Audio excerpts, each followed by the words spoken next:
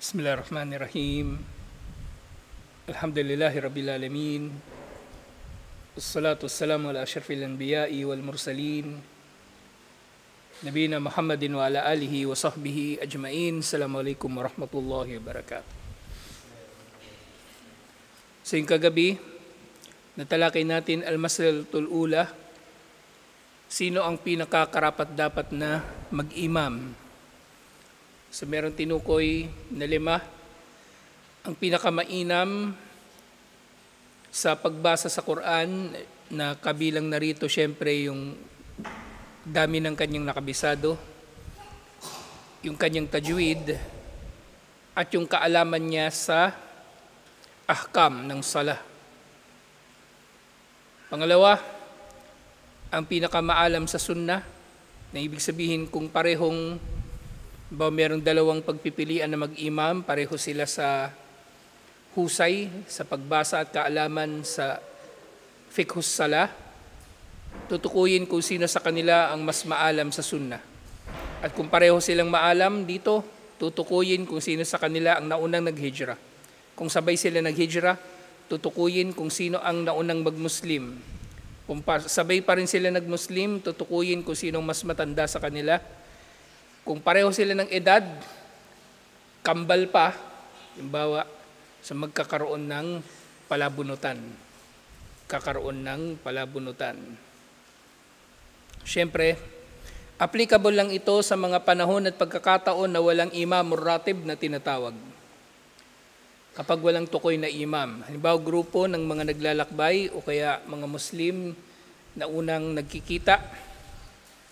Pero kung may imam o ratib sa masjid, siya ang pinakamay karapatan na mag-imam, liban na lang sa kanyang pahintulot.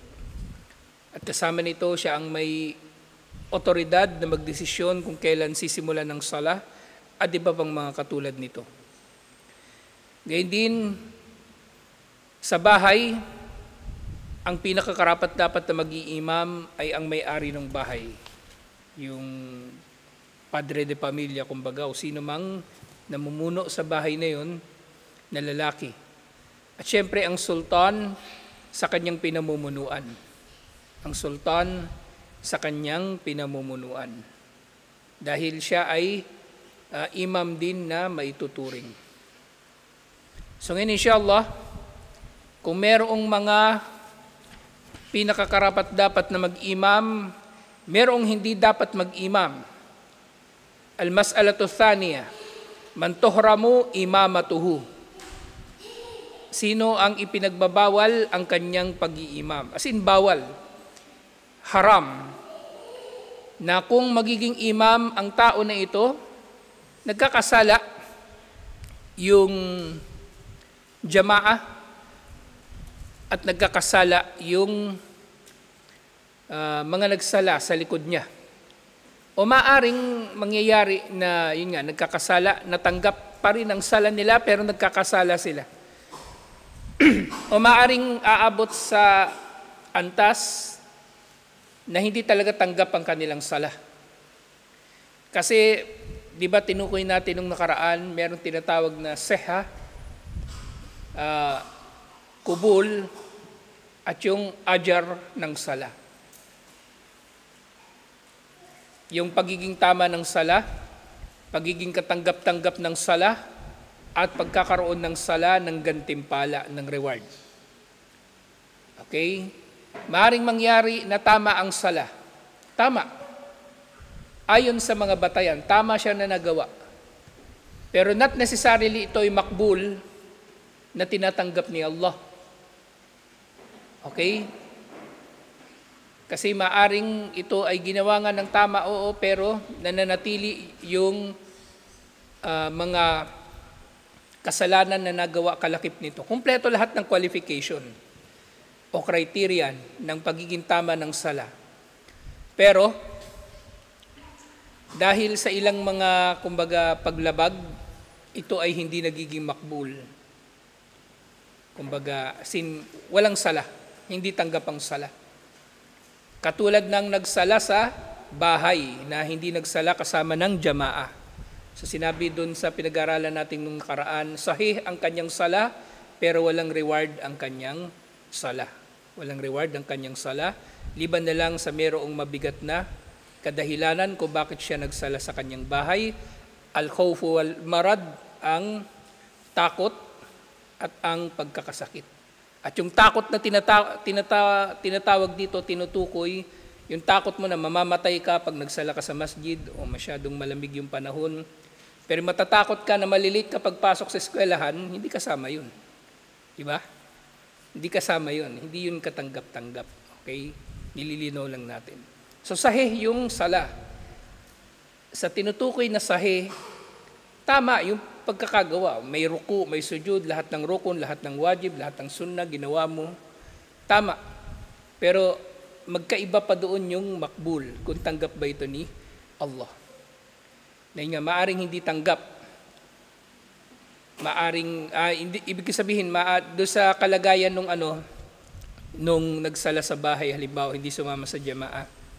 So, sahih ang kanyang sala, maaring makbul, maari din umabot sa pagiging makbul, di ba, kung merong dahilan.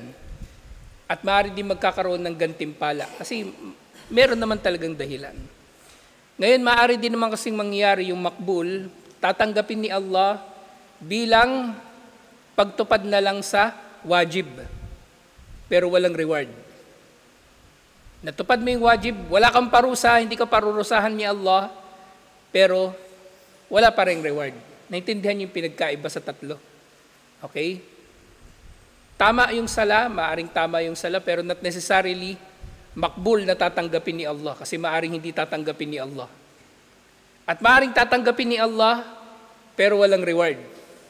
So yun yung pinagkaiba ng tatlo na yun. At doon lang iikot ang mga ahkam sa lahat ng bagay, actually, kung magkakaroon dito ng mga paglabag.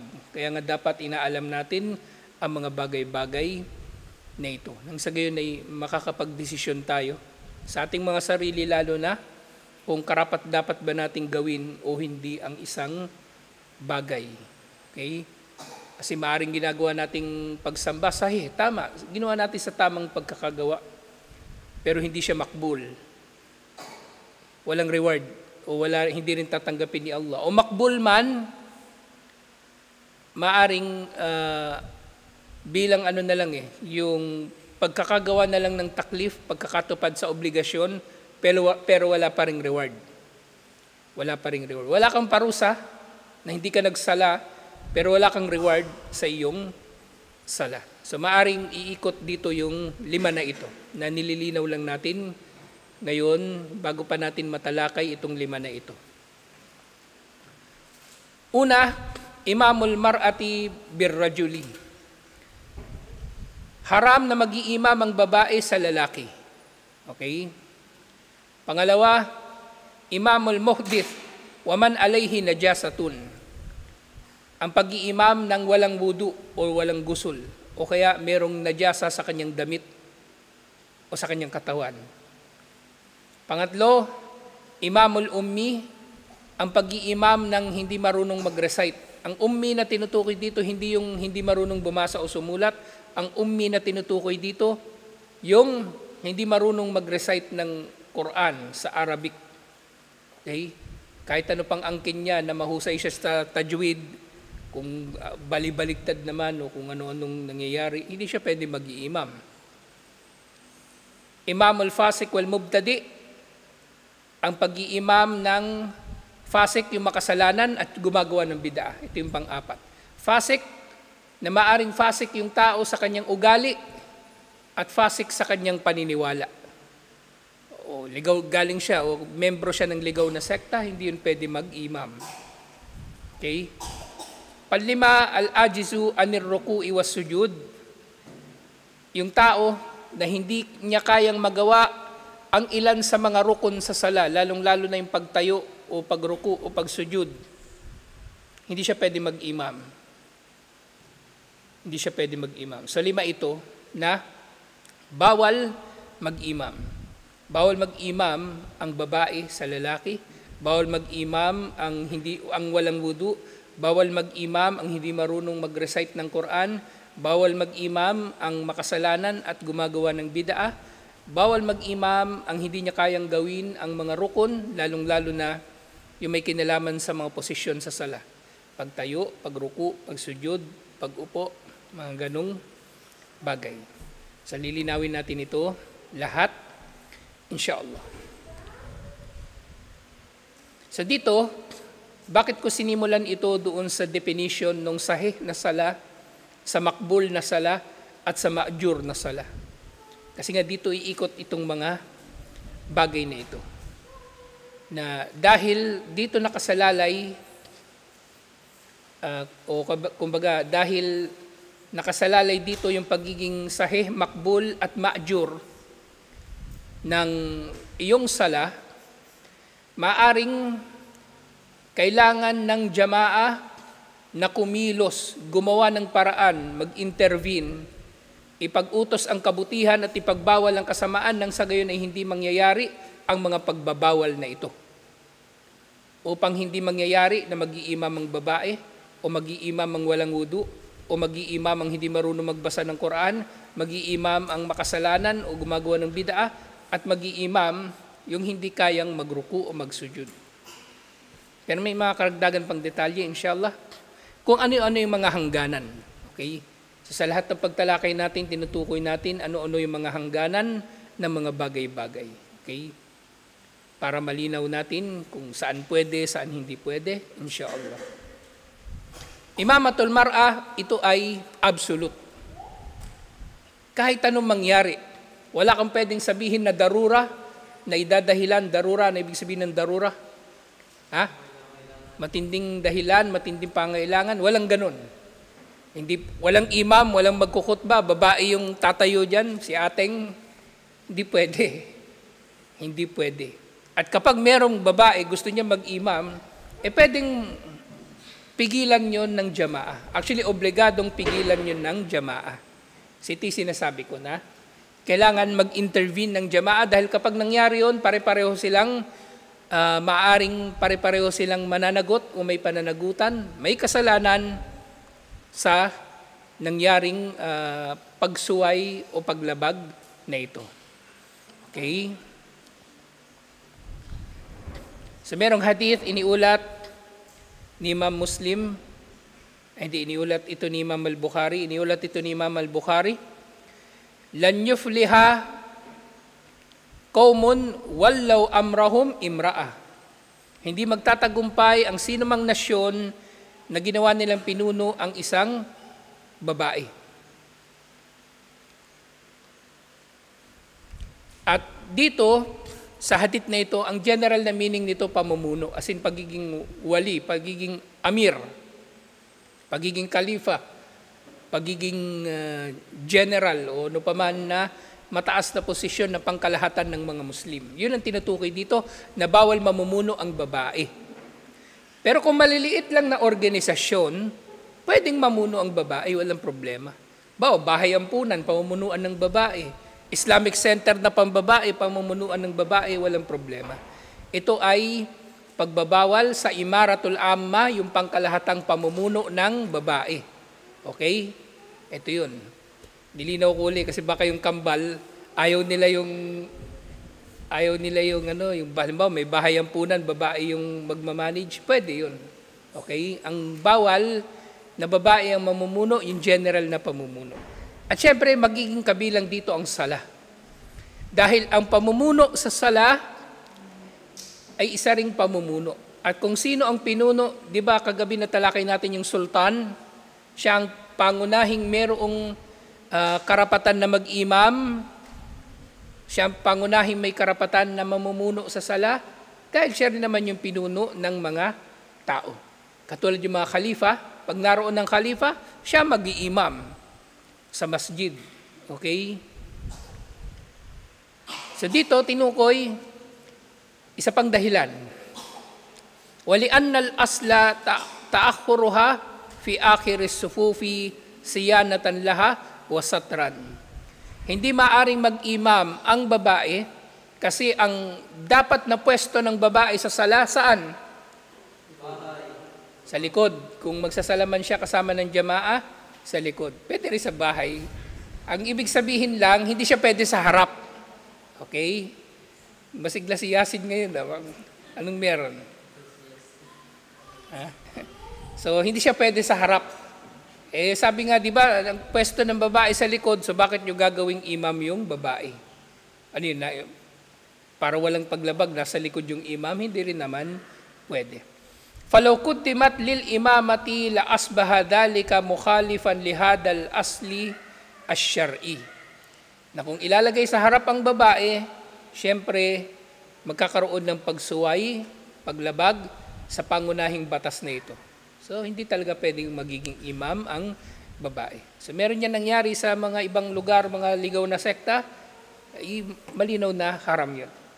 At kung yun nga, kailangan itong pipigilan ng jamaah. Kailangan itong pipigilan ng jamaah. Hindi pwedeng papahintulutan ito ng jamaah. Walang anumang dahilan ang pwedeng maging dahilan para mapahintulutan ang paglabag na ito.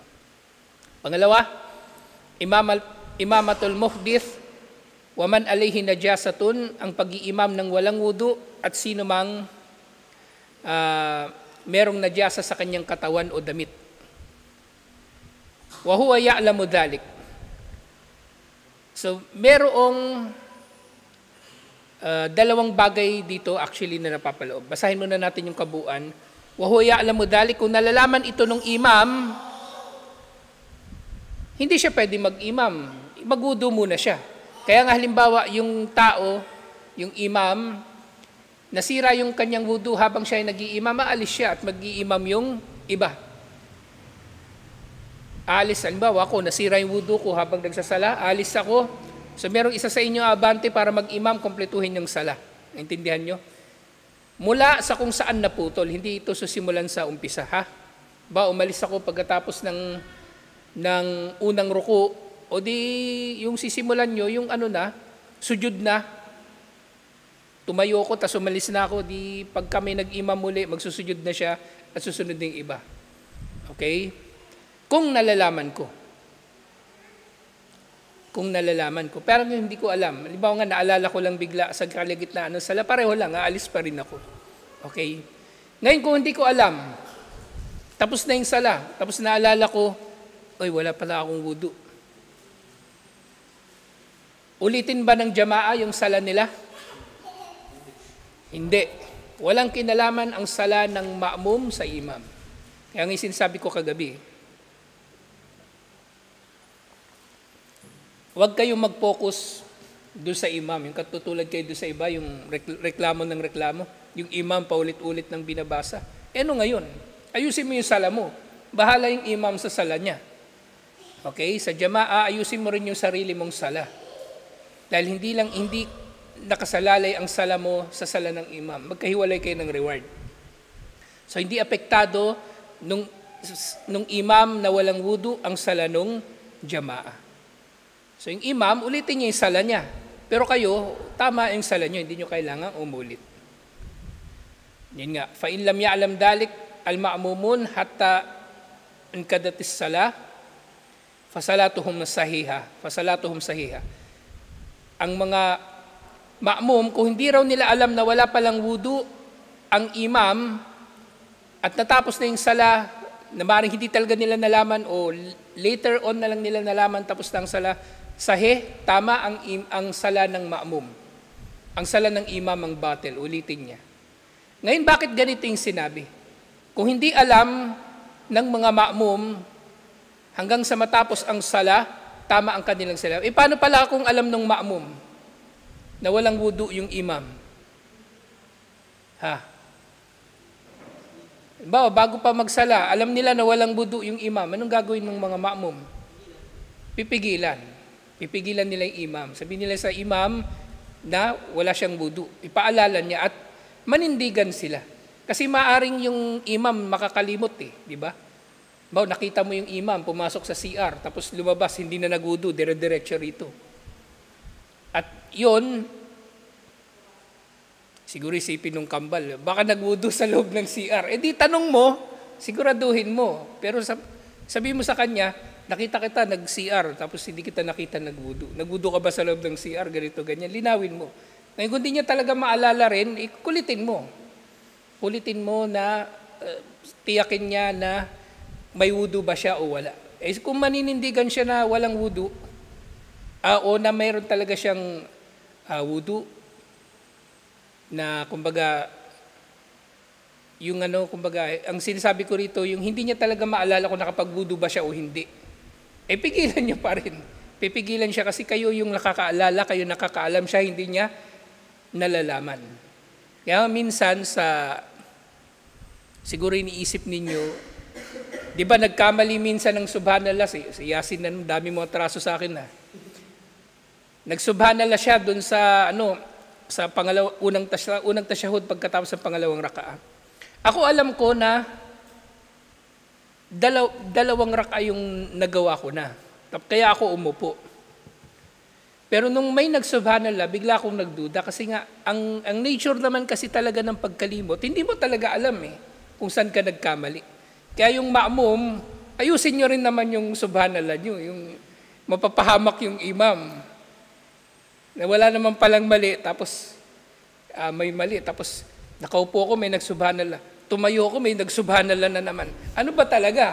Gusto ko na lumingon. Ano ba talaga, kuya? Ano ba problema? Okay, ayusin nyo rin kasi yun talaga yung nature ng nakakalimot. Wala ka talagang maalala. Kaya yung imam na hindi niya maalala kung siya ba'y nagwudu pagkatapos siya mag-CR, di manindigan din kayo, inshallah. Hanggang sasabihin ninyo, pwede nyo sabihin sa kanya, hindi kami magsasala sa likod mo, wala kang wudu. O di, sa ganung paraan, mapagtitibay nyo na, tama talaga kayo. Tama talaga kayo, inshallah.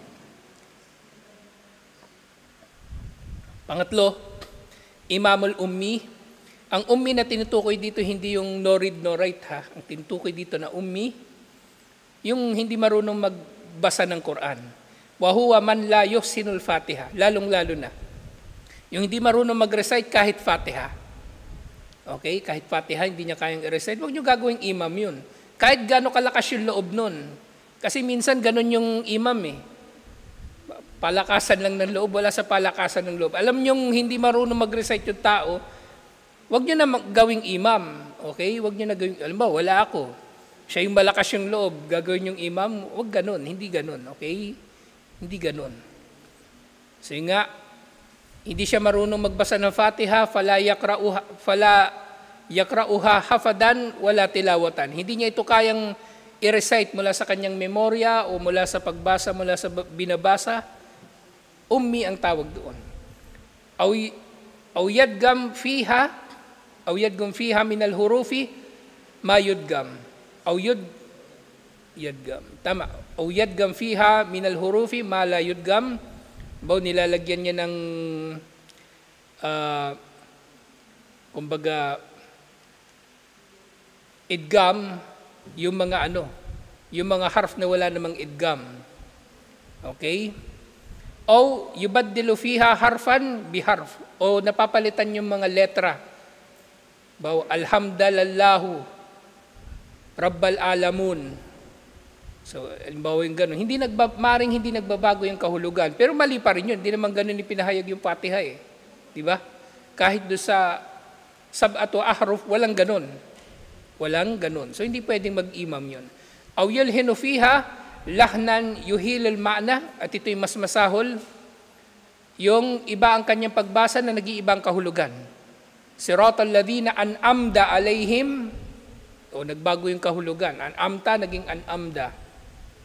Okay? O wala namang kahulugan yung an'amda, pero halimbawa maaaring mangyari yung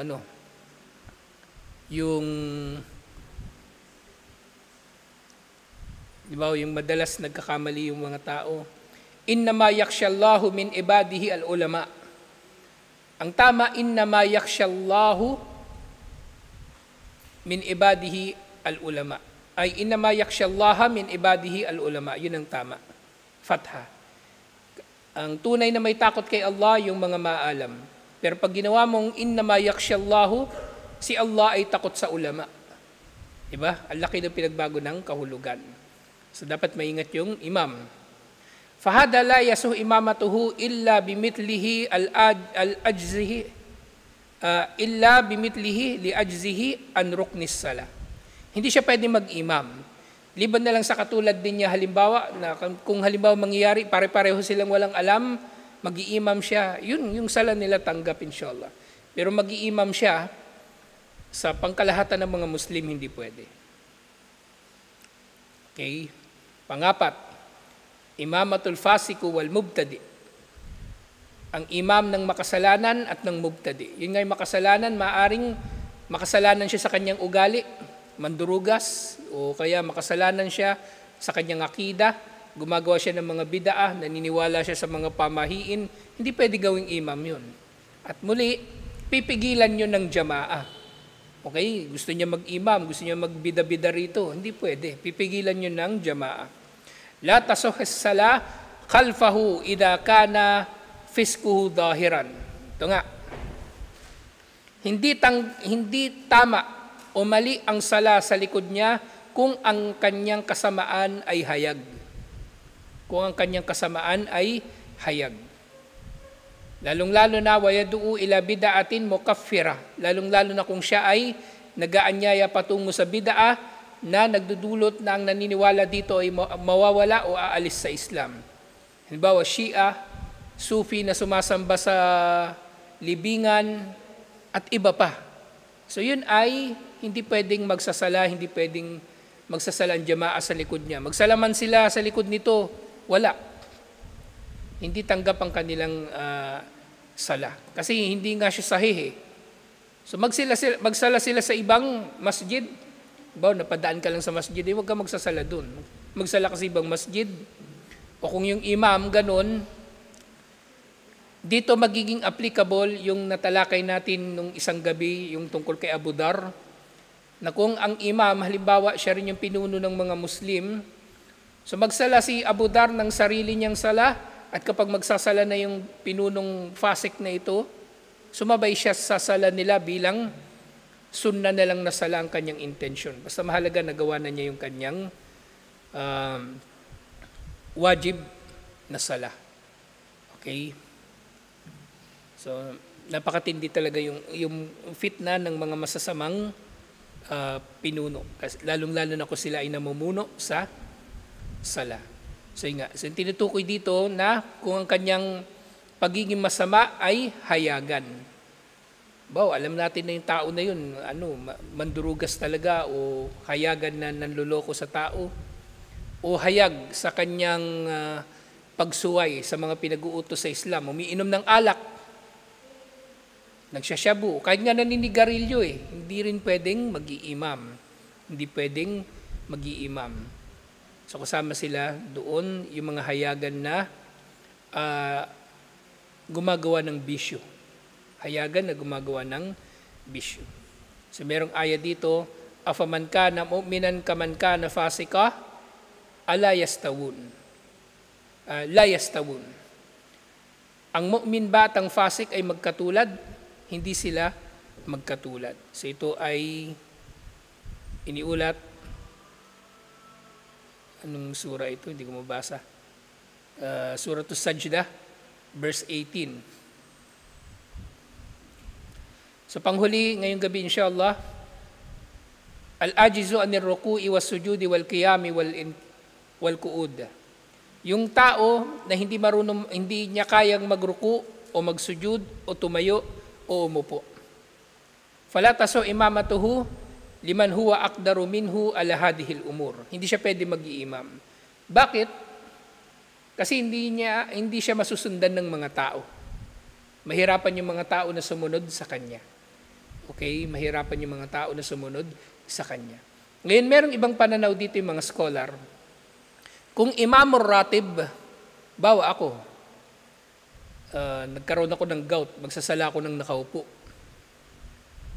Technically, pwedeng mag-imam. Pwede. Pero mangyayari, nakasala rin kayo ng nakaupo.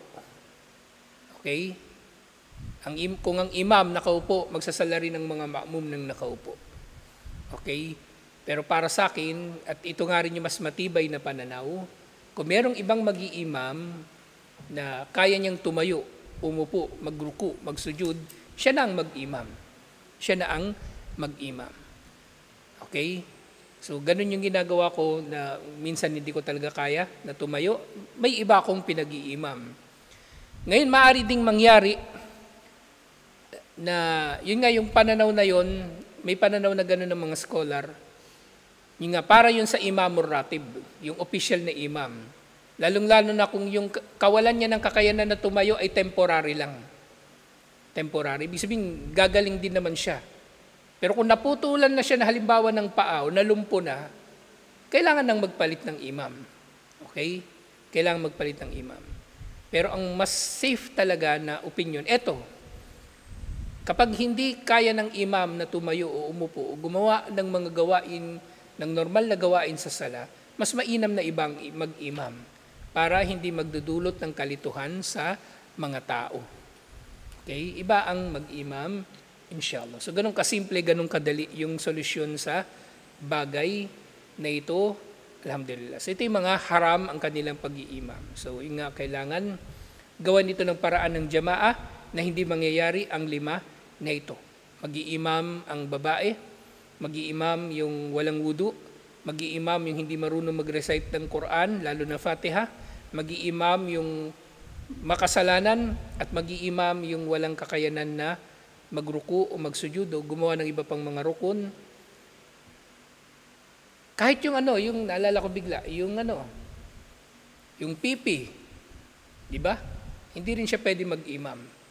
Yung pipi, hindi pwede. Siyempre naman, di ba? Paano niyo susunod?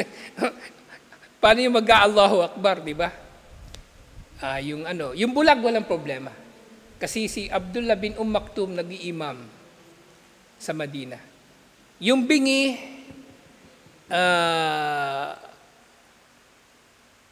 mas mainam wag na lang yung bingi. Kasi paano niya malalaman kung may nagkamali na pala siya, yung mga tao magsusubhanallah. Bingi siya. Ay, kakalabitin nyo.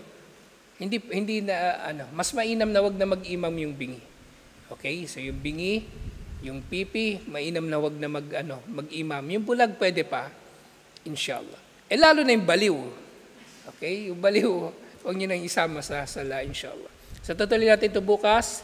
Man tukrahu imamatuhu, sino naman yung makruh ang kanyang pag-iimam, inshallah. So, tutuloy natin ito bukas. Assalamualaikum warahmatullahi wabarakatuh.